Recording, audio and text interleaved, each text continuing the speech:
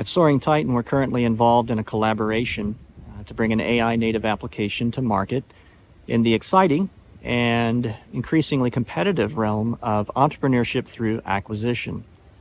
As the technical lead, this collaboration has pushed me to either validate or invalidate my vocal conviction that we can in fact move from vibe coding to viable coding at the intersection of senior level experience and the capabilities of AI where they stand today. I am more convinced of that than ever, but a bit surprised that I've not had to make the same kinds of traditional trade-offs that I have in the past.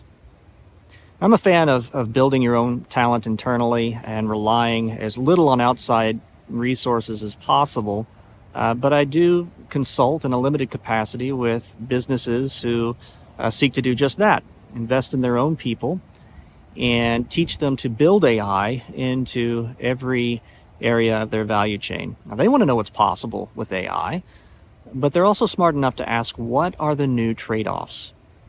And even last week at U of L, I was reminded of a picture that one of my professors tried to paint in my mind years ago of the types of trade-offs that I would need to consider as I moved into my technical career. It was of a triangle with labels on all three corners. And I remember him saying, you can only ever hope to have your hands on two of these corners at the same time, but never all three. I could remember two of those labels, two of those corners, cost and quality, but I couldn't quite remember what the third was, which is kind of funny because it's the one that's always seemed to kind of get away from me, much to the chagrin of my colleagues. That is until now, with this collaboration. Now, I've not written a single line of code, and yet I've engineered into it everything that I know needs to be there, and I've done it on time. So, since I couldn't quite remember what that third corner was, you might have guessed it already or know it, I decided to ask my cheeky AI assistant to try to paint that picture in my mind again. Absolutely. What you're describing is often known as the triple constraint, or sometimes the iron triangle. And it's a pretty classic way of thinking about trade-offs in business or project management. So the idea is that you've got these three factors: cost, time or speed, which I think you referred to as control, like how quickly you get it, and quality. And the principle is that you can usually prioritize two of them, but you have to compromise on the third. For example, if you want something done really quickly and at a high level of quality, it's probably going to cost you more. Or if you want something cheap and high quality, it might take longer. And if you want something done quickly and cheaply, then you might have to lower your expectations on quality. So it's really a way of illustrating that in outsourcing or in any kind of projects, you often have to pick your battles and decide which two corners of that triangle matter the most to you. Time. Of course, that's the triangle that I was forgetting. But it seems that perhaps my rather uncompromising nature on cost and quality may no longer have to come at the expense of a timely delivery. But only because AI is accelerating it. The planning, coding, testing, debugging, even documenting, all of it. It occurred to me two things that I wanted to explore a bit further, and that I'll leave you with. Firstly, there are always trade-offs, right? Even if the old ones are no longer valid, we have to ask ourselves, well, what are the new ones? What does the iron triangle look like now? Have we beaten it, or have we just bent it into a trapezoid? Absolutely. Let's keep going. And that's a really interesting angle. I think you're spot on that AI, especially coding assistants and agents, can kind of shift the old constraints. They can definitely make it feel like we're getting a bit of a cheat code in terms of speed and cost efficiency while still maintaining good quality.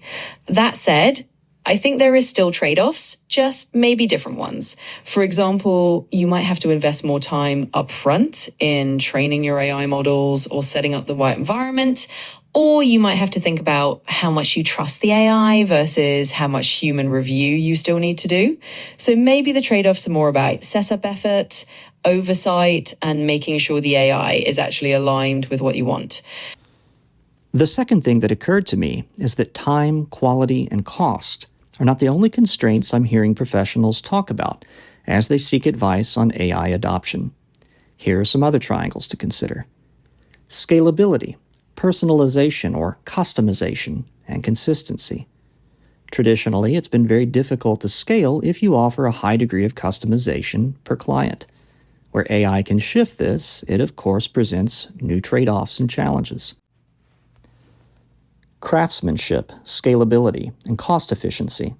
I hear this one often from organizations that offer high-touch, personalized service, but that necessitates a lot of manual processes as a result.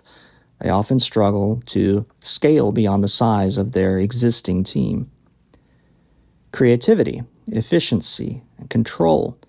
Outsourcing or automating creative work often means losing control or novelty. But with generative AI, we can get ideas out of our mind in ways that were just never before possible. Innovation speed, risk management, compliance. Privacy, insight, and monetization. Accuracy, interpretability, and autonomy. Security, usability, and cost. Human labor, automation, and empathy. Flexibility, standardization, and integration. Short-term gains versus long-term sustainability versus stakeholder trust. So which triangle speaks to you where you're at? Maybe you're a founder, perhaps you're leading an established business, maybe you are a teacher in academia and trying to put in perspective for others what all of this means and why they can have hope in it and what they need to be cognizant of as they step into it. I would love to hear from you, so feel free to reach out, leave a comment. And as always, I hope that you find peace wherever you are in the world today.